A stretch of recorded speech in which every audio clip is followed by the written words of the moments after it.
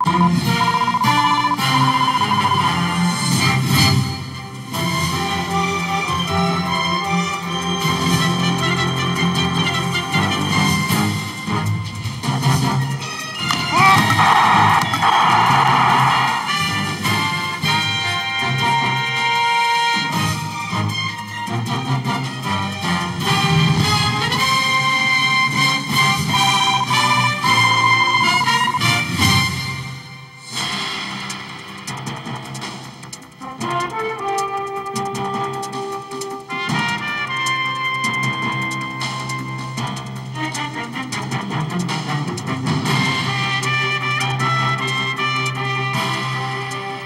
possible move to have Trinidad and Tobago's Chief Justice impeached. That's our top story in Caribbean Newsline for Tuesday, December 19. From the CMC News Center in Bridgetown, I'm Nicole Best. Good evening. The Law Association of Trinidad and Tobago, LAT, is looking into the possibility of having impeachment proceedings initiated against Chief Justice Ivor Archie. The move follows recent media reports that he discussed security arrangements for judges with a friend. In an email sent to LAT's members, the association's secretary, Eleanor Arujo, said a committee set up to investigate the allegations will report to the council on or before December 29, and 2 senior lawyers will be retained to advise whether there is sufficient basis to refer a question of misbehavior by the Chief Justice to the Prime Minister for his consideration under Section 137 of the Constitution. Arujo said that after receiving advice from the committee, LAT will convene a meeting of the general membership to consider the advice and obtain directions as to the way forward. The association said it decided to go this route because of the public ridicule being heaped on the entire judiciary as a result of the allegations against the Chief Justice. Last week, LAT said it was increasingly alarmed at allegations of improper conduct leveled directly and by implication against Archie as head of the judiciary. Still in Trinidad and Tobago, prison officers are getting some of the extra protection they've been asking for against the background of attacks against some of them. The homes of at least 2,000 of them are to be outfitted with surveillance cameras through a partnership between the Prison Officers Association and telecommunications company Digicel. Under the arrangement, over 8,000 cameras will feed raw video data into video intelligence. President of the Prison Officers Association, Saron Richards, said the 7-year partnership is a milestone for the service, and Group CEO of Digicel Business, David De Oliveira, assured it would guarantee the safety of the association's members and their families. Few technology innovations deliver a presence on the same level as a watchful team of trained officers and security specialists. However, with the advancements in the field of security technology, we have been able to come up with a solution that offers enhanced protection for the prison officers' members and complements what is there today, designed to give their families a little more peace of mind. Jamaica's National Security Minister Robert Montague is urging police officers to ignore a call for them to stay off the job to protest the slow pace of wage negotiations. Scores of police officers staged a sickout last week to protest the latest wage offer from the Ministry of Finance. The ministry has offered a 4% increase in year 1 and 2% the following year. The government had previously offered a 3% increase for each year. Montague has asked the members of the Jamaica Constabulary Force, the JCF, to hold strain as negotiations continue. His plea came against the background of a message being circulated on WhatsApp urging JCF members not to work in a show of their dissatisfaction with the wage offer. And I don't know if it is real or if it is mischief, but I just want to say to the police officers, the country, Jamaica, appreciates their service. They are in the midst of a negotiation, and everybody knows that when you are negotiating, you don't put a big stick at anybody's head. Both sides sit at the table with respect, and I am appealing to my police officers to hold strain because the discussions and the negotiations are ongoing. Still in Kingston, Energy Minister Dr. Andrew Wheatley says the government has written to the authorities in Venezuela with an offer to buy back Jamaica's stake in Petrojam. A state-owned Venezuelan company has a 49% stake in Petrojam. Wheatley says the government is awaiting a response from Venezuela on its offer. He says an evaluation of the refinery was conducted over the summer where its value was ascertained, but Wheatley declined to disclose that figure. Venezuela's oil refinery has been experiencing financial challenges arising from an executive order by U.S. President Donald Trump on the South American country. The order essentially prevents U.S. entities from engaging in transactions involving the Venezuelan government and companies owned by the state. As a result, foreign banks have expressed concerns about conducting financial transactions for Petrojam. The energy minister said the government is still pursuing diplomatic channels to resolve the issue.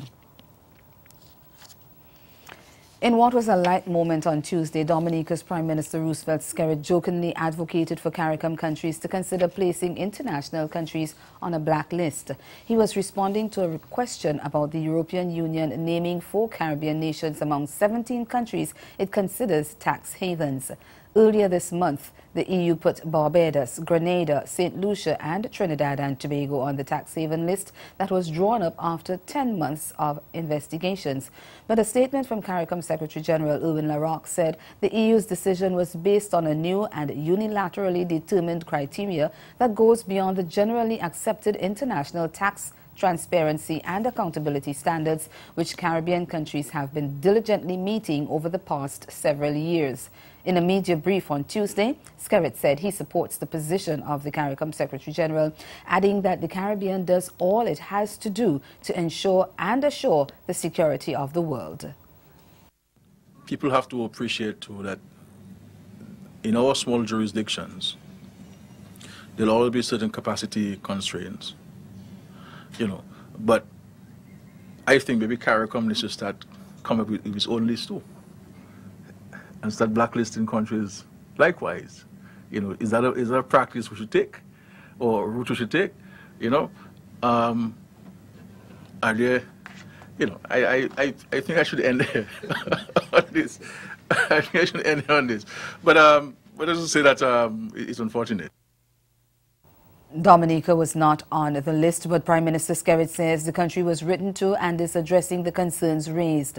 He added that although the island was not blacklisted, it stands to be affected by virtue of the fact that it is a Caribbean country.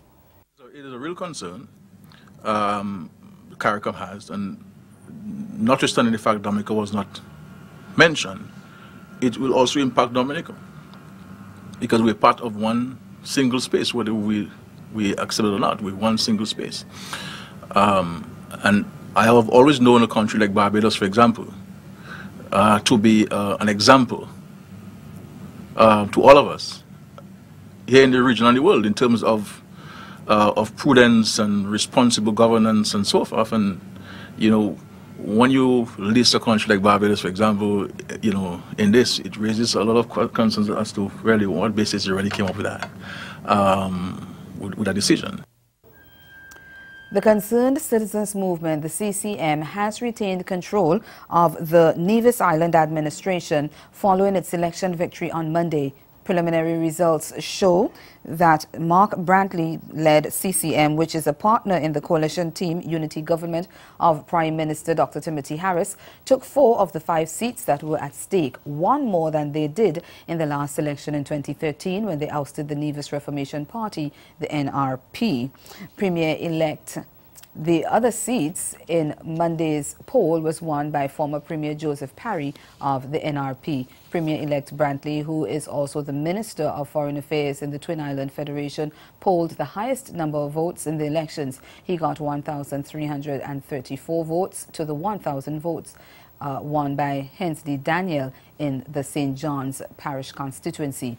Following the election victory, Tuesday was declared a public holiday in Nevis. Brantley is expected to unveil his cabinet later this week.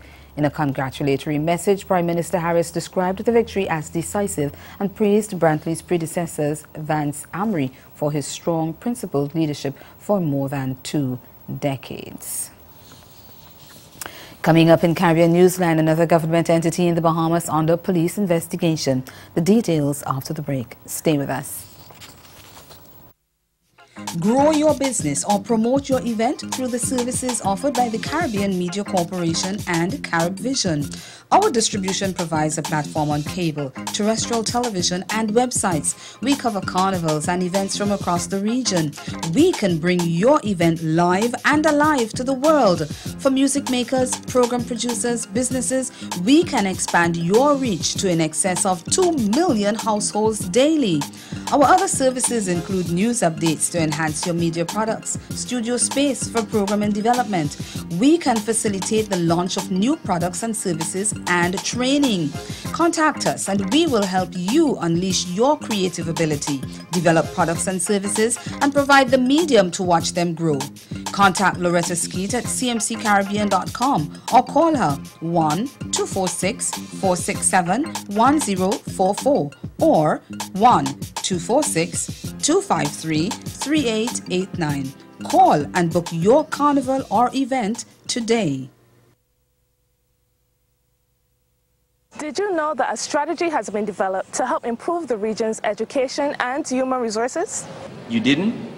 Well, the HID strategy, as it is called, will guide CARICOM in how it delivers quality education and training to the people of the region. The strategy has been crafted by a group of experts called the HRD Commission. Consultations have been done across the region to get your input. Do you know that none of us will be left behind? The HRD strategy is important to all of us, students, parents, and employers. It will prepare the region, especially the youth, for the 21st century economy and society. The HRD strategy, unlocking Caribbean human potential.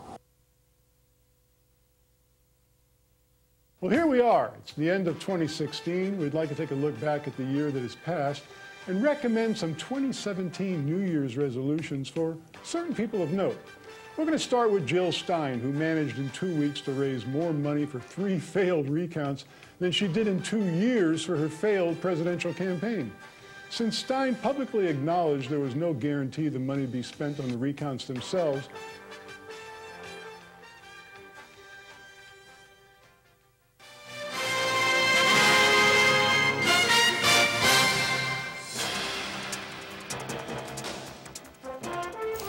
The Water and Sewage Corporation in the Bahamas is the latest government entity to be subject to a police investigation into alleged theft. We get the details from Jenny and Noel Ferguson of ZNS Network News. According to Chairman Adrian Gibson, a complaint was made after it's alleged that thousands of dollars went missing from the government-run entity. They are reviewing a theft case, allegations of theft, and a few other matters, sensitive matters, based on what was stated to myself and the minister by way of myself. We determined to invite the police, and the police have been briefed by Internal Control and Compliance Division, and we anticipate the police to be simultaneously carrying out their investigation. A forensic audit of the corporation is also underway that is expected to be completed soon. The chairman noted, however, that some executives remain on leave. He, however, could not say if the internal investigation and the forensic audit are linked to the same matters. No one is on half pay. There were some persons who were sent on leave. I think it was about 5 persons. If I am not mistaken, 3 have returned to duty, and 2 remain on leave. I cannot tell you specifically if more suspensions will be forthcoming or not, but I can say to you that whatever is the outcome with respect to these reports, action will be taken. I can assure you of that. Action will be taken. Now, Gibson said police began their work last week Thursday as both investigations continue. Of course, everything has value. We're talking about thousands of dollars. But there's other sensitive matters that were offshoots of the investigation into the allegation of theft. And those are matters of grave concern as well. And some of them could be of a nature that warrant the police coming in. Over in Guyana, President David Granger has assured thousands of sugar workers who will become redundant at the end of the year that they will receive severance pay. But opposition leader Barra Jackdio has put forward a sweeter deal. He promises that if his party is elected in the next poll due in 2020, the fired sugar workers will get a monthly salary. We get the details in this report from Ryden James of HGP Nightly News. The Guyana Sugar Corporation, Gaisuku, will retrench an estimated 3,500 workers by the end of the year as part of a plan to restructure the sugar industry. The decision represents the largest cost-cutting measure to be undertaken by the corporation. Gaisuku currently needs an estimated $5 billion to cover severance packages for workers.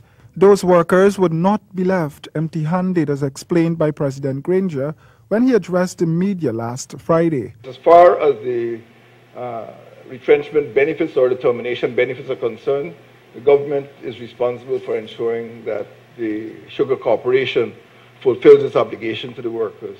Skeldon, Rose Hall and Enmore estates would halt operations soon. The three estates at Albion in East Berbice, Blairmont in West Berbice and Iflat on the west coast of Demerara are to remain active. The government has budgeted a subsidy of $6 billion in 2018 to sustain the operations of the active estates. But President Granger says a lot of work still needs to be done as far as the transition plans are concerned. By the fourth agency, which I can call, or the third agency, which I can call the Special Purpose Unit, which comes under the Ministry of Finance. And that is the agency that will be responsible for ensuring the smooth transition for those parts of the industry which will not be remaining in production under the Guyana Sugar Corporation. The government has set up a special purpose unit to manage the divestment of the Sugar Corporation. The Special Purpose Unit has already chosen a firm to evaluate the assets of the corporation. The firm will be placed directly under the control of the unit. So I would say that the work of the SPU is still being done. They are in negotiation not only with the Sugar Corporation, but also with foreign investors. And I expect that before too long, we will have a plan which will explain in greater detail how the lands will be disposed of. Over the weekend, opposition leader Barra Jackdio traveled to Berbice, where he promised sugar workers there that he will be handing them a salary every month until proper plans are put in place, if they vote him back in office in 2020. Barbados' Prime Minister Frandel Stewart on Tuesday sought parliamentary approval for more than $500,000 for the Electoral and Boundaries Commission to prepare for general elections constitutionally due next year. He said the money which had been allocated at the start of the financial year was insufficient to meet the expenditures projected for the end of this financial year.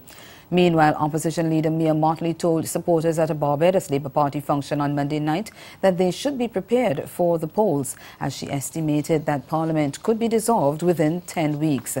In the 2013 general election, the Democratic Labour Party won 16 of the 30 seats at stake. And ahead in Newsline Sport, West Indies head coach hoping for big things from Chris Gayle, but wants other players to step up for the 3-match one-day series against New Zealand. Stay with us. Sport is next. Did you know that a strategy has been developed to help improve the region's education and human resources? You didn't? Well, the HID strategy, as it is called, will guide CARICOM in how it delivers quality education and training to the people of the region. The strategy has been crafted by a group of experts called the HRD Commission. Consultations have been done across the region to get your input. Do you know that none of us will be left behind? The HRD strategy is important to all of us. students, parents, and employers. It will prepare the region, especially the youth, for the 21st century economy and society. The HRD strategy, unlocking Caribbean human potential. And I tell people my number one piece of advice is don't take nobody's advice. There's no rules to how to do this. You know, yeah, I didn't take anybody's advice when trying to hustle my way through it. Now, obviously, experience is a great teacher. So just getting to it, jumping in it, and saying, you know, instead of saying I want to do this or I want to be this, don't take the wanna out of it. Just be it. Just be it, right? That's very important. You know, no doubt.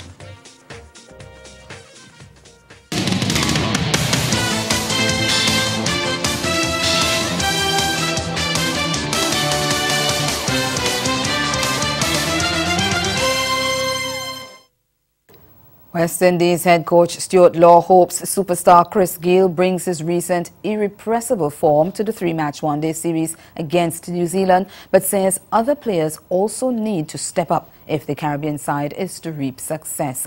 The left-handed Gayle blasted 485 runs in the recent Bangladesh Premier League, including unbeaten hundreds in the playoffs and the grand final last week to lift Raipur Riders to the title. Law said not only would Gayle's form be critical, but so would be the knowledge base and confidence he brings to the group. He said, and I quote, "Chris Gayle needs no introduction anywhere in the world for his feats on the cricket field. He's come here. He's had a fantastic tournament in Bangladesh in the T20 stuff. He looks really hungry to get out there and make a statement. It's nice having that experience back in the team. He brings a calmness to the group, and he's obviously very well respected in the dressing room, and the words that he says, everyone sits up and takes notice." End of quote.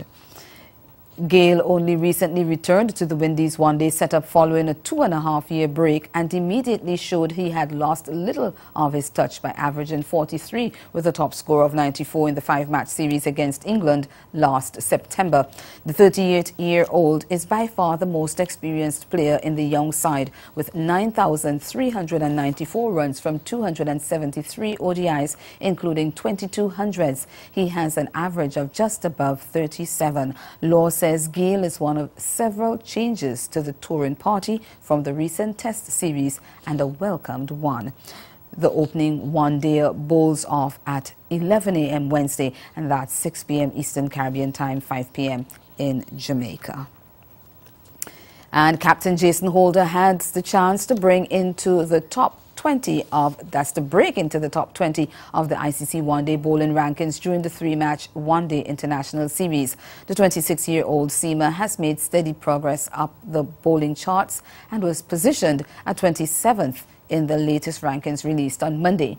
Of the bowlers contesting the series, Holder is the highest-ranked West Indies player, with 9th-ranked off-spinner Sunil Narayan opting out of the tour for personal reasons. Holder has taken 18 wickets in 17 ODIs this year and could see further progress up the rankings with solid performances against the Black Caps. He and Narayan are the only West Indies bowlers in the top 50, with the next best-ranked Caribbean player being off-spinner Ashley Nurse at 60th.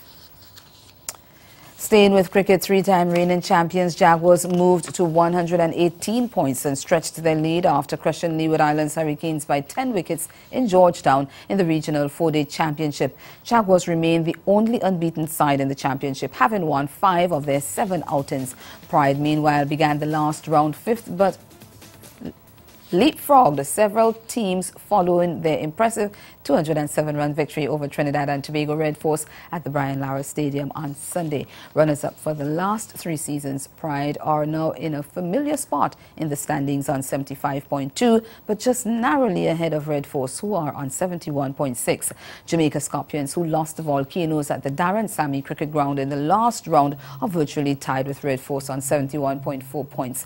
Hurricanes, who started the season strongly but have now lost 3 matches, lie 5th on 61 points, while Volcanoes, who secured their maiden win last weekend, are bottom on 52.2 points. And Red Force captain Dennis Ramden lamented his side's loss to Barbados Pride, saying the defeat in their own backyard was unacceptable. We get more in this report. The Red Force bowled out for 116 on Sunday in only 55 overs, chasing 324 for victory. Ramden said he was disappointed in the way in which his team lost the game. He blamed the defeat on a host of dropped catches and noted that the quality of catching has been poor throughout the season. Ramden said that a dropped catch failed to end the match-winning partnership between Jonathan Carter and Shamar Brooks. The Red Force skipper also lamented his team's batting, saying his team did not make use of favorable conditions at Taruba. TNT are next in action against the Leeward Islands at the Queen's Park Oval from January 4th through the 7th.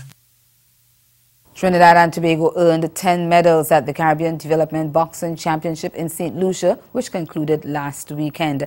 Teams from the Cayman Islands, Haiti, as well as Jamaica, to name a few, were among the 200 who gathered at the Bushiju Indoor Facility. TV6's Sergio Dufour caught up with the team upon their arrival at the Piarco International Airport on Monday and filed this report. TNT's boxers returned with smiles all around after competing at the Caribbean Development Boxing Championships in St. Lucia. 10 of this country's boxers took part in the competition and they got 6 gold medals, 3 silver and 1 bronze medal. Floyd Trumpet, who is one of the coaches on the team, said he was pleased to be part of the outing. For a very long time, it's one of the best teams I've traveled with. These young boxers were very well behaved, and not much to discuss and tell them about, and the performance was really excellent. However, not all boxers were lucky enough to see some action. Nigel Paul did not step into the ring, and he explained why. Well, some of the guys, apparently, I don't get no fights in Trinidad, and apparently, like, they would get out to the Caribbean, so some of the Caribbean guys don't want to step in the ring as well. Michael Alexander, who outperformed his competitors, spoke on the accomplishment. To accomplish this achievement in the Caribbean Games, it feels very good as a national team athlete, also a boxer. In the Caribbean Games in St. Lucia, it feels good to come out on top. Meantime, Rhea Ramnarine also had her say on the performance of the girls on the team. The ladies performed really very well. Angelique did a good job. Her opponent was just better than her on the night, but she performed really well. She came away with silver though. And Tiana Guy, she really wowed the crowd. She was narrowly edged out for female boxer of the tournament. So they performed, and it gives me hope as coach for the female team. It was also a first-time experience for some like Tiana Guy, who impressed in the tournament. Honestly, at first, I was kind of nervous. You're fighting in another country against an opponent that you knows nothing about. But, the training came in, and with the help of the other coaches, and everything worked out to be good. And that's the sport. Stay with us. We'll be right back.